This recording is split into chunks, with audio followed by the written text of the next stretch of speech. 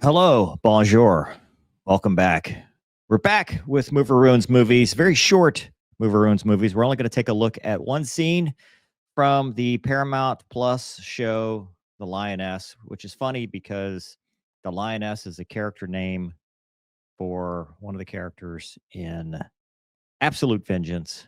Check it out if you haven't already. It's a good book. I wrote it. I liked it. Some people like it. You might like it. I don't know. Pick it up. But today we're going to take a look at one close air support scene. It opens the show, and it's really a good show. I've only watched one season so far. It was recommended to me by one of the actors in the show, of all things, which I think is awesome.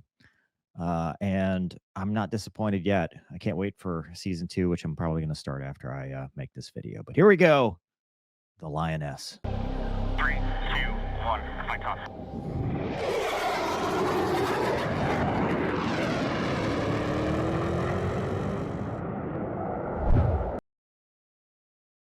We'll play it one time through, and then I'll go back and break it down. I'll react as we go. What in the fuck is this guy doing? Shoot him. Just shoot this fucker. There you go. I mean, Bubba, what the fuck are we doing here? He's not armed. We move now! Her cover's blown! Chief, we gotta roll! It's that cord! Shoot it! Oh, there you go. But why is he just blowing up that far away? You gotta get closer.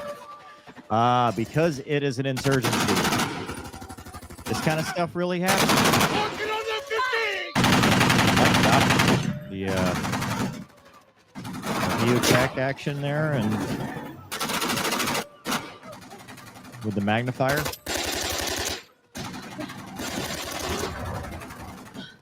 Hog 3-3 visits Alabama 2-7 with an immediate CAS request. Over. Alabama 2-7, Hog 3-3, send it. Hog Hog 3-3. 3-3, control type 2. Guns only on target from the overhead. Enemy paths in the open. 270 degrees for 100 meters. Marked by yellow smoke. Danger close on my command. Get it.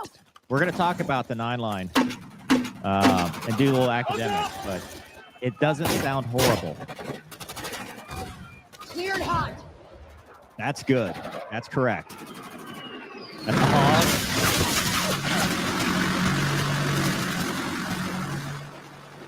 Mostly got the sound right. Better than the 50 cal that we always hear in the movies. I'm ready to move. And it's an A-10. You can't not be happy about the fact that they had a low angle strafe A-10 come in. I mean, it's a great way to open a show. And then the little bird, Night Stalkers. Hell yeah. That thing is probably struggling in the heat. Sir, I have a problem. An HV asset is compromised. I have a team approaching the location. Please advise. Are you in contact with the asset? I am. Now?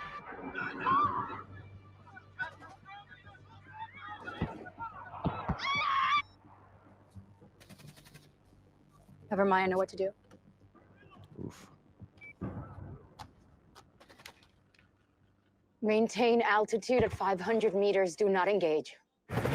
They don't use meters for altitude. Holding in place. We're Americans. Let's not start that. Besides, that's like 1,500 feet. That's too far. Reaper 1-4, this is Alabama 2-7, set position for Whiskey Alpha 9er. Reaper's ready. Confirm tally target. Tally target, visual friendly. Tally target. That's right. Tally target is correct. But Cleared hot. cleared hot is also correct. Weapon away. One away. Yeah, okay.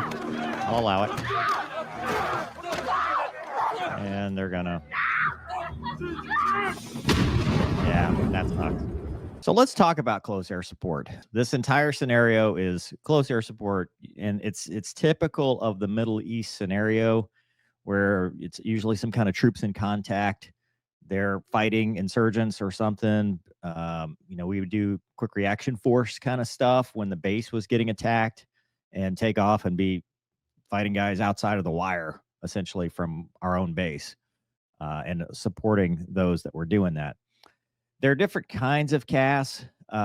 Usually you do it with a trained JTAC, Joint Terminal Attack Controller. It's somebody who is trained in this. And I found this on the internet. I don't know where it's from. It's not official or anything, but I thought it was a good example because we're going to talk about this and then we'll go back and listen to what she says because she doesn't get it wrong. She actually does a pretty good job. And you can tell this show had decent advisors, which I'm impressed with in general because, a lot of times they don't. So usually you have a trained JTAC, and the way it works is you'll check in with the JTAC, and it'll be a fighter to FAC, forward air controller, and then a FAC to fighter brief. So they'll give you a brief on the situation, and you'll give them a brief on what you can do, like time on target or your play time, your weapons, your capabilities, all that stuff. And then once you get that, you'll get the position of the friendlies, and they'll, friendly grid to make sure we don't drop on friendlies because that's bad. And once we know where everybody is, where they want us in the stack, because there's sometimes multiple aircraft orbiting overhead, then we'll do the first 9 line. And that first 9 line will be in this format. So what is a 9 line? And that's why I brought this up. When you do a 9 line, typically in the desert, these first 3 were NA. But let's say we didn't, line 1, because they go line 1, your initial point or your battle position, it's the starting point for the run-in. So sometimes they may have you hold at a given point outside of the overhead wheel or somewhere else, and then you'd run in, from a designated point to the target. So that would be, your IP that, if we've named it or if it's something else, or keyhole cast. That's a whole different thing for academics. I'm not going to get into that, but that's the first part, is where are you running in from? Heading is the heading from the IP to target. So, IP, you run in from this position on a westerly heading, 270, and that would be that. And then distance, that's the distance from the IP to target. The reason 1 through 3 was typically NA was because you were from the wheel. So this 3 to 5 mile orbit over the target, and they would give you a run-in restriction as part of the remarks of restrictions, which we'll get to in a second. But everything else you were kind of on your own to figure out because it's not a contested environment. If you had surface-to-air threats or AAA threats or a gun-to-target line or something like that, that's when you would start having these exist. So then you go line 4, which is the target elevation, which is what we need if we're doing any of it, really, because it helps. We have to program that in the coordinates when we program it into our system. Target description. So in this case, it would be troops out in the open, essentially, is what they would have. So you're telling them, or vehicles, technicals, whatever it is, it's the target description of what what they want you to attack.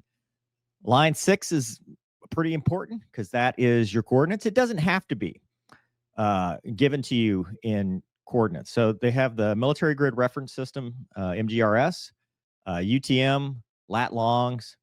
It could be system derived. So they could actually tell you from your system because you've done a talk on.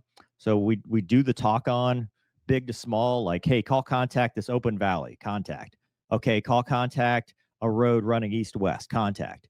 All right, call contact on the north end of the T intersection. You'll see a vehicle, call contact. That's your target. And then you derive the coordinates from your own system. So if they're giving you coordinates, it's awesome. That makes life a lot easier. But sometimes it's from your per talk on. They're not doing the work for you.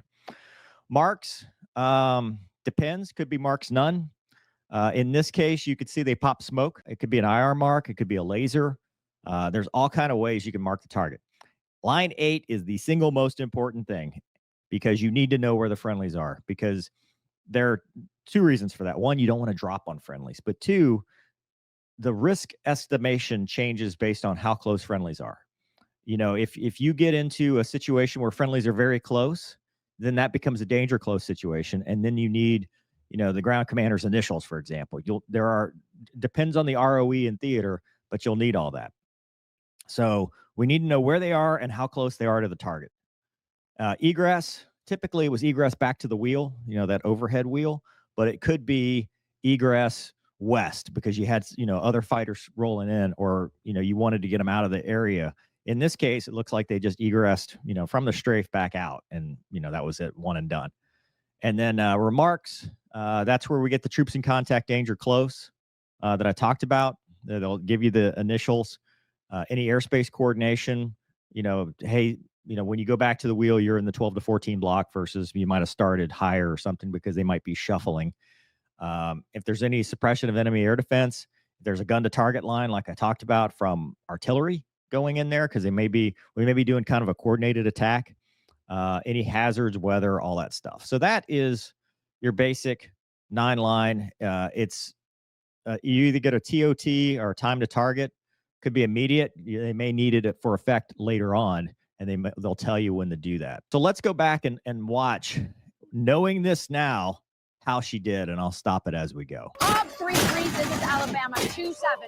Okay, so we don't know if she's qualified or not. I'm going to assume this is emergency CAS. Emergency CAS is where it's done without a qualified JTAC, although she is a badass and she does this right. So she could be a qualified JTAC, forward air controller, whatever. We don't know, but I'm going to give her the benefit of the doubt and say this was a scenario where the hogs were already on station because they needed them as a QRF, so they were expecting this.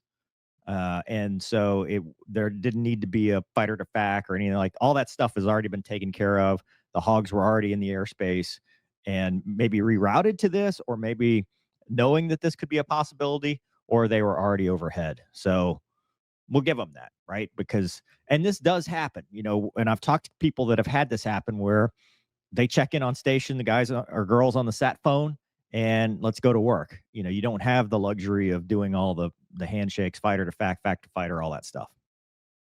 But she checks in with her call sign, Hog 3-3. I love it. It's not a realistic call sign in the desert, but for a movie, it's awesome. With an immediate CAS request. Okay, immediate CAS request. So typically requests will go to the higher headquarters. So whether there's an ALO involved or the JSOC or something in between, but I love that she could just pick up the phone and call the hog. I mean, I don't know what their situation was. I don't know what their ROE was. We'll go with it. Over. Alabama 2-7, Hog 3-3, send it. Love it. That's an A-10 driver right there. Send it. I'm ready. Good. Perfect. Hog 3-3, control type 2. All right, control type 2. 3 different types of control. Type 1 is the JTAC sees the target and the aircraft and will make visual confirmation that the aircraft is pointed at the target. So they've got both. Type 2 control is the controller only sees one of either the target or the aircraft and is doing their best job to ensure they're attacking the right target. It's a looser form of control. So typically they'll see the aircraft's nose to make sure they're pointed in the right direction, not at them, and may not see the target, or they may see the target and not where the aircraft's coming from. Typically it's they see the aircraft, but they don't have a good view of the target.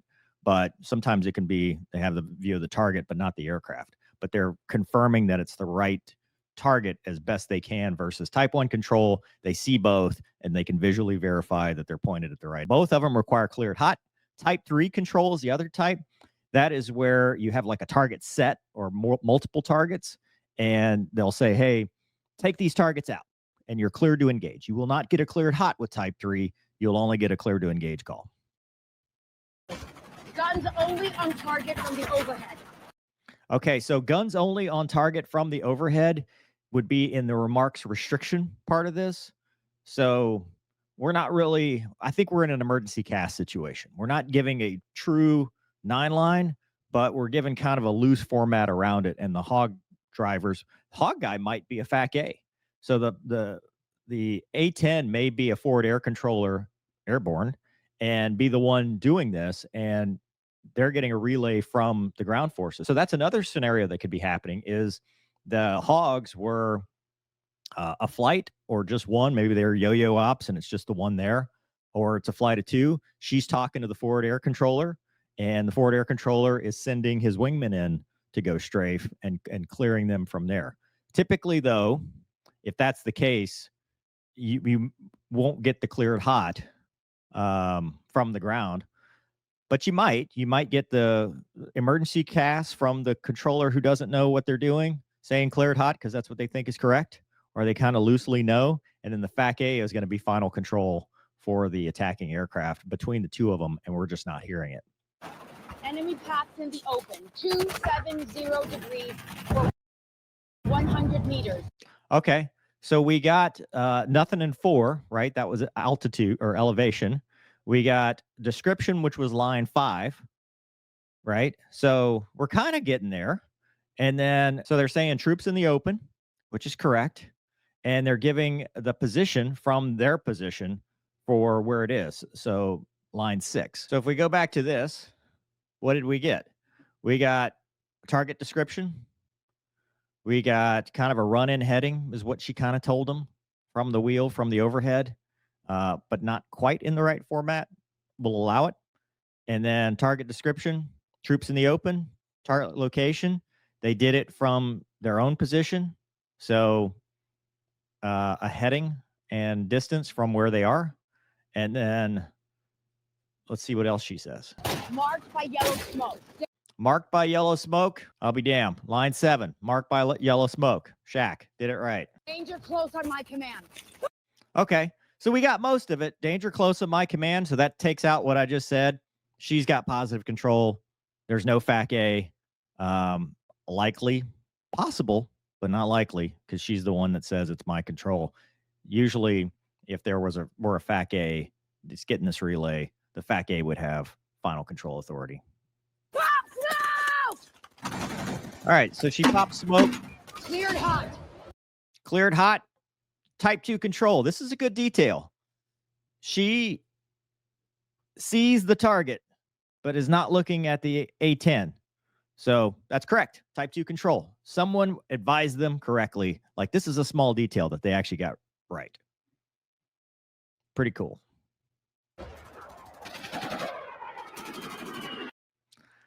The jet noise, though, A-10, they got like half the engine noise right, but then the jet noise sounded like a fighter. So, hey, sound guys, you could have done better on this.